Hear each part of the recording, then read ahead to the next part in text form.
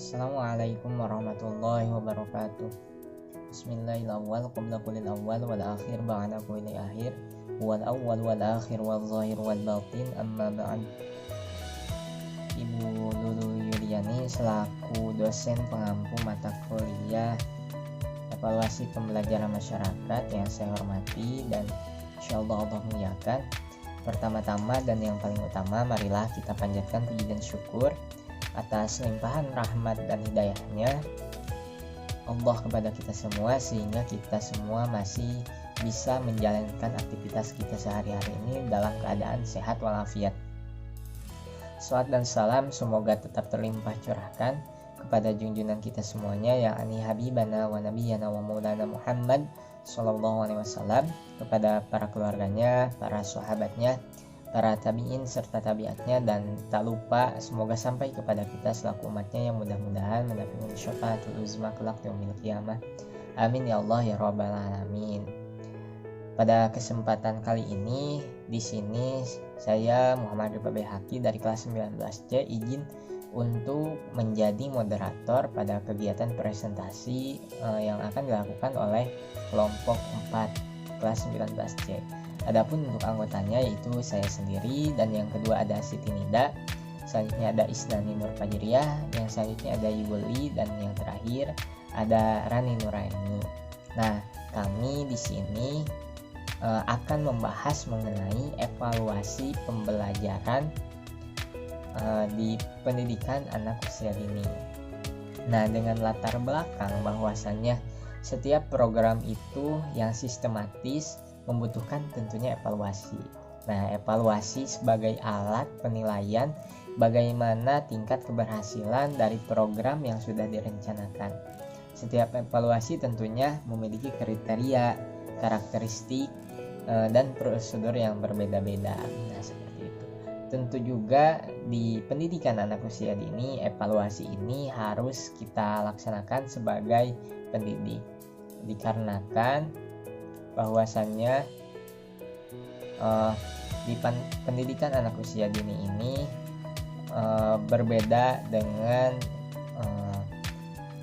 pendidikan di yang lainnya seperti di paket E atau paket C dan yang lainnya. Dikarenakan pada pendidikan anak usia dini, perkembangan anak-anak itu memiliki perkembangan yang berbeda-beda. Tentunya dari kita sebagai pendidik itu sendiri, kita harus bisa mengevaluasi anak tersebut. Bagaimana anak tersebut peserta didik tersebut bisa berjalan dan bisa belajar sesuai dengan kepribadian mereka masing-masing. Pada pembahasan yang pertama yaitu ada tentang pengertian evaluasi pembelajaran di pendidikan anak usia dini. Nah, sedikit mengutip perkataan dari William Mohrens pada tahun 1984, beliau mengatakan dalam bukunya bahwasannya evaluasi merupakan proses penggambaran, merupakan proses penyempurnaan informasi yang bermanfaat untuk mendapatkan alternatif. Nah, evaluasi ini dapat mencakup arti yang lumayan begitu luas. Sedangkan hasil evaluasi dapat memberi keputusan yang profesional. Misalnya, seseorang dapat mengevaluasi dengan baik melalui data kuantitatif atau kualitatif. Nah, pada akhirnya tujuan evaluasi ini adalah menentukan kualitas atas sesuatu hal, terutama yang berkaitan dengan nilai dan arti. Seperti itu. Nah, pada evaluasi pembelajaran di pendidikan anak usia dini tentunya berbeda dengan model evaluasi pada jenjang pendidikan dasar atau menengah. Evaluasi pada pendidikan anak usia dini dilakukan dengan mengadakan misalnya suatu pengamatan, pencatatan, dan dokumentasi tentang kegiatan anak. Evaluasi ini tidak hanya digunakan untuk mengukur keberhasilan suatu program, tetapi lebih dari itu, untuk memantau kemajuan dan perkembangan anak tersebut atau peserta didik tersebut.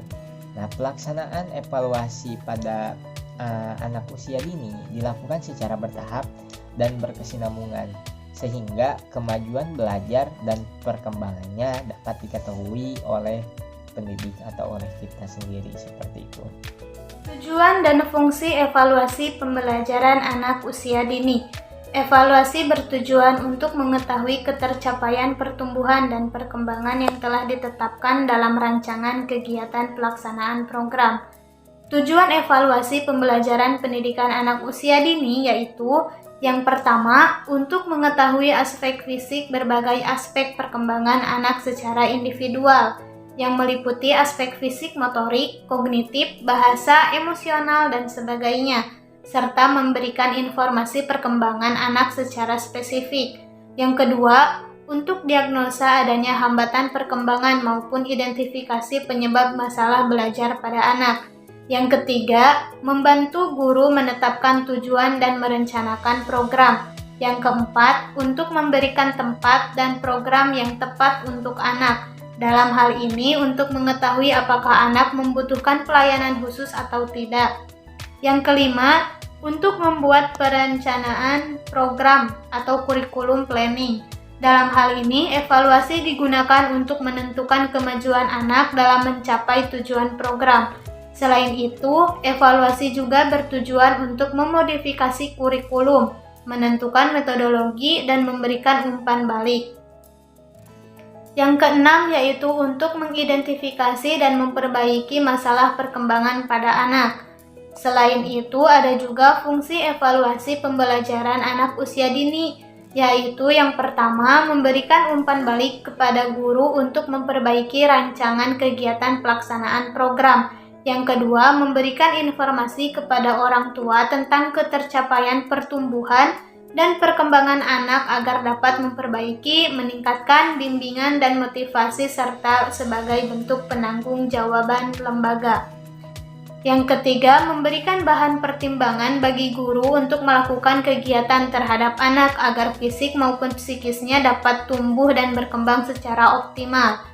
Yang keempat, memberikan informasi kepada orang tua untuk melakukan pendidikan keluarga yang sesuai dan terpadu dengan proses pembelajaran di PAUD. Yang kelima, sebagai bahan pertimbangan untuk melakukan kegiatan bimbingan terhadap anak, sehingga mereka dapat berkembang secara optimal. Yang keenam, mengetahui tingkat perkembangan fisik dan mental anak. Yang ketujuh, mengetahui hambatan-hambatan dan kesukaran yang dialami anak dalam kegiatan belajar mengajar. Yang kedelapan, menilai tingkat keterampilan dan pengetahuan anak. Yang kesembilan, memberikan bahan masukan bagi berbagai pihak dalam rangka pembinaan selanjutnya terhadap anak, khususnya pada jenjang pendidikan berikutnya. Yang terakhir yaitu sebagai sumber data atau masukan bagi kegiatan belajar mengajar selanjutnya. Kita lanjut ke materi yang selanjutnya, ada macam-macam evaluasi pembelajaran pendidikan anak usia dini.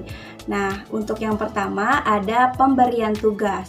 Pemberian tugas merupakan cara penilaian berupa tugas yang harus dikerjakan anak didik dalam waktu tertentu, baik perorangan ataupun kelompok. Nah, untuk yang kedua ada observasi. Observasi adalah cara pengumpulan data untuk mendapatkan informasi melalui pengamatan langsung terhadap sikap dan perilaku anak. Kita lanjut ke yang ketiga, ada anecdote record. Anecdote record adalah kumpulan catatan peristiwa-peristiwa penting tentang sikap dan perilaku anak dalam situasi tertentu. Catatan tersebut dapat digunakan untuk mengetahui kreativitas anak, baik yang bersifat positif ataupun yang bersifat negatif. Kemudian ditafsirkan guru sebagai bahan penilaian setiap akhir semester.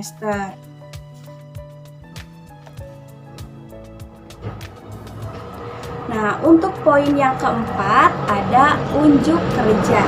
Unjuk kerja adalah berdasarkan tugas anak didik dalam melakukan perbuatan yang dapat diamati. Misalnya seperti berdoa, terus bernyanyi, ataupun berolahraga. Dan yang kelima ada percakapan. Percakapan dilakukan untuk mendapatkan informasi tentang pengetahuan atau pengenalan anak mengetahui sesuatu. Percakapan merupakan pengumpulan data dengan jalan mengatakan komunikasi dengan sumber informasi yang dilakukan dengan dialog, seperti tanya jawab. Penilaian percakapan dapat dibedakan menjadi dua macam. Ada percakapan terstruktur, ada juga percakapan tidak terstruktur.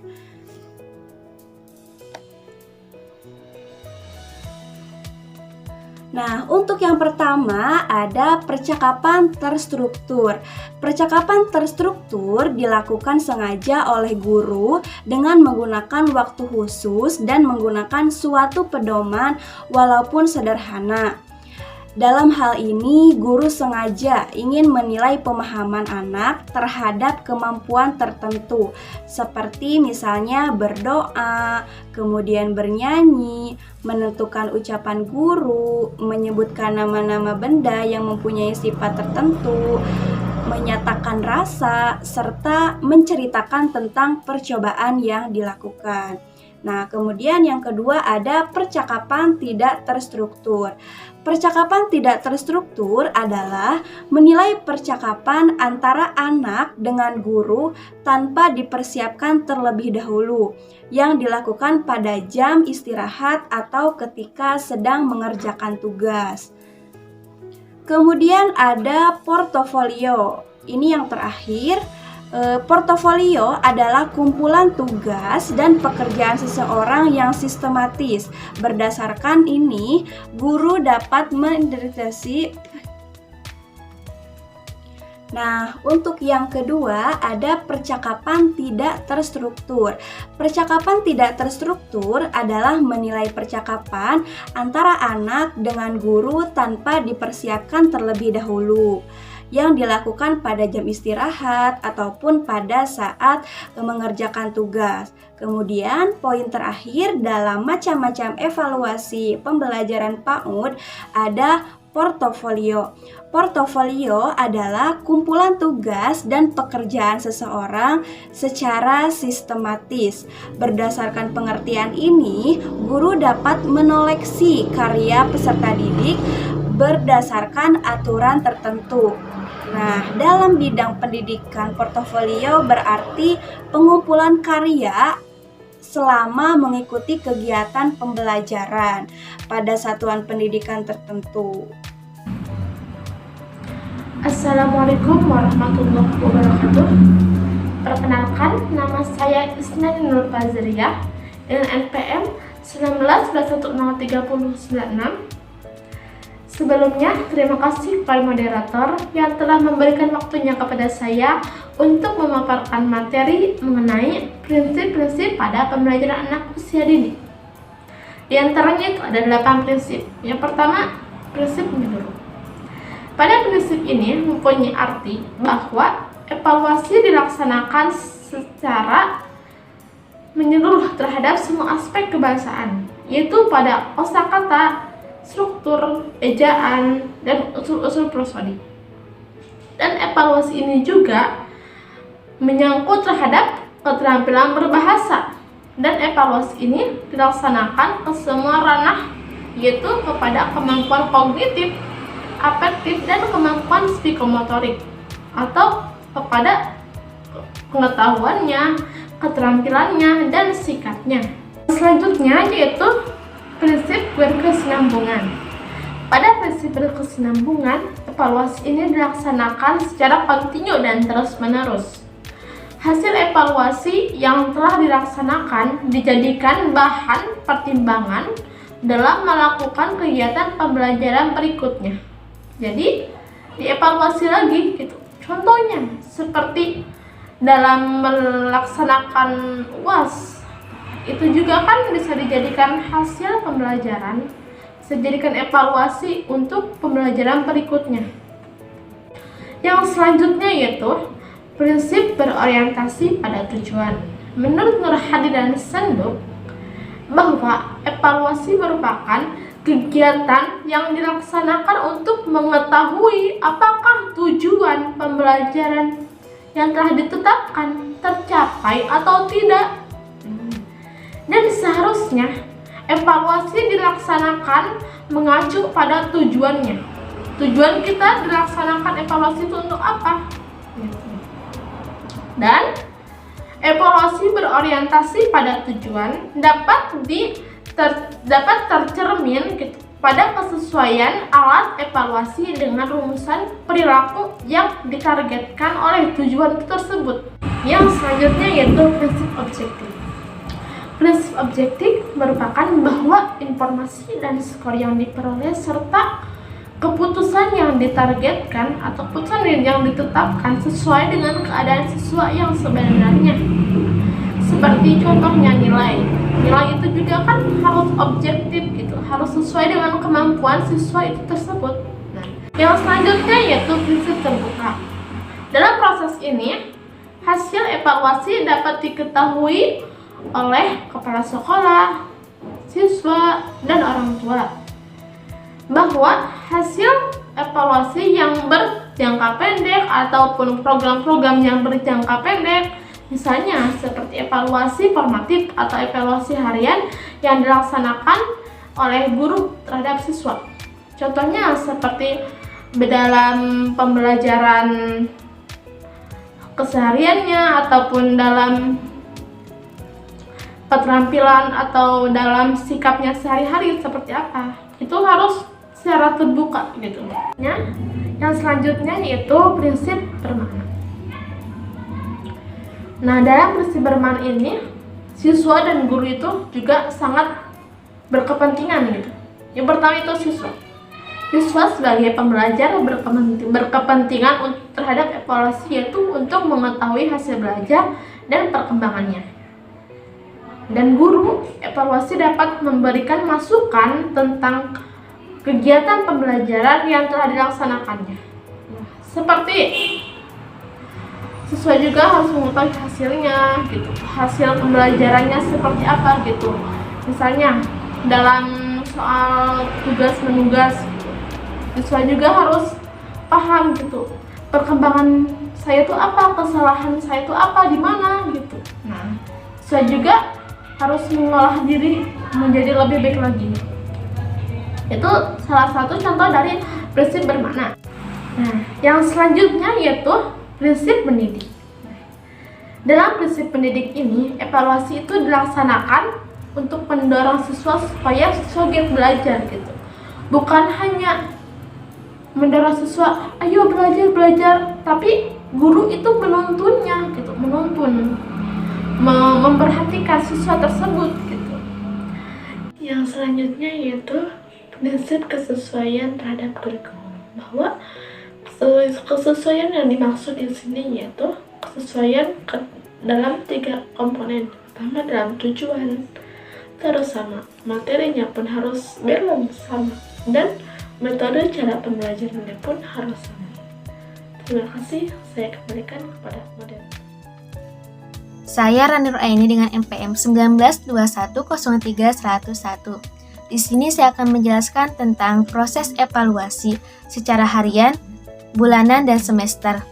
Yang mana evaluasi ini dilakukan secara sistematis yang diawali dengan pengamatan yang dilakukan setiap hari, pencatatan harian, penganalisaan data setiap bulan, dan rekap perkembangan selama semester. Yang mana hasil analisa selama 1 semester ini dijadikan bahan pembuatan laporan semester. Dapat dilakukan secara sistematis yaitu sebagai berikut. Yang pertama, penilaian secara harian.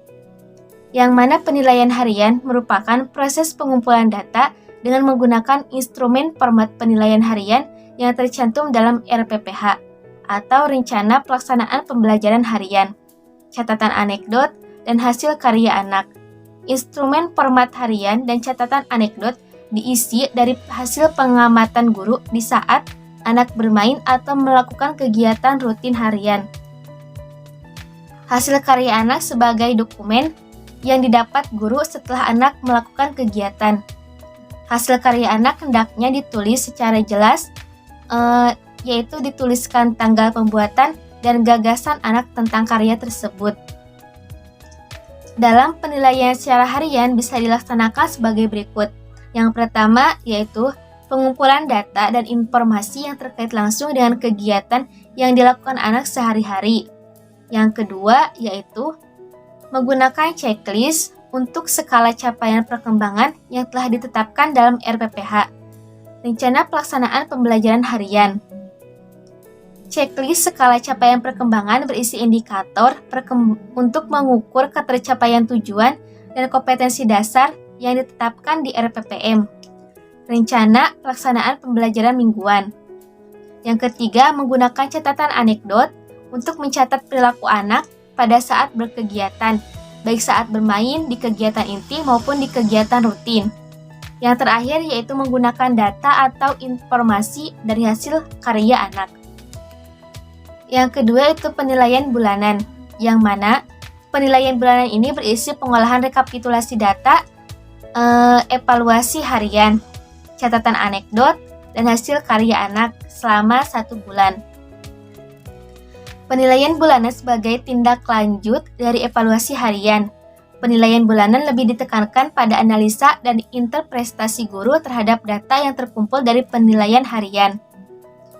Dalam penilaian bulanan dilakukan sebagai berikut. Yang pertama yaitu mengumpulkan semua data. Yang mana semua data yang didapat guru baik melalui pengisian format checklist dan data dalam portofolio yang berasal dari catatan anekdot dan hasil karya anak. Yang kedua yaitu mengumpulkan data penilaian, yang mana seluruh catatan skala capaian perkembangan harian disatukan berdasarkan indikator dari kompetensi dasar yang sama. Yang selanjutnya yaitu menganalisa kompetensi dasar dalam portofolio yang berisi kemampuan anak untuk mengetahui capaian kemampuan, apakah berada pada kemampuan belum berkembang, mulai berkembang, berkembang sesuai harapan, atau berkembang sangat baik. Yang selanjutnya itu untuk memudahkan kemampuan anak, sebaiknya guru merujuk pada rubrik penilaian. Yang ketiga, guru bisa melakukan kompilasi hasil penilaian data, yaitu pengumpulan data selama 1 bulan, kemudian dianalisa terlebih dahulu. Yang selanjutnya ada mengisi data ke dalam penilaian perkembangan anak setelah semua data dianalisa. Langkah selanjutnya yaitu semua data dimasukkan ke dalam format penilaian perkembangan anak. Format perkembangan digunakan untuk mencatat perkembangan bulanan, juga digunakan untuk mencatat perkembangan anak selama 1 semester. Yang mana yang terakhir ada penilaian semester. Penilaian semester merupakan hasil pengolahan rekapitulasi data penilaian bulanan yang dicapai selama 6 bulan. Penilaian semester digunakan sebagai dasar untuk membuat laporan perkembangan anak yang akan disampaikan pada orang tua anak. Cukup sekian, terima kasih.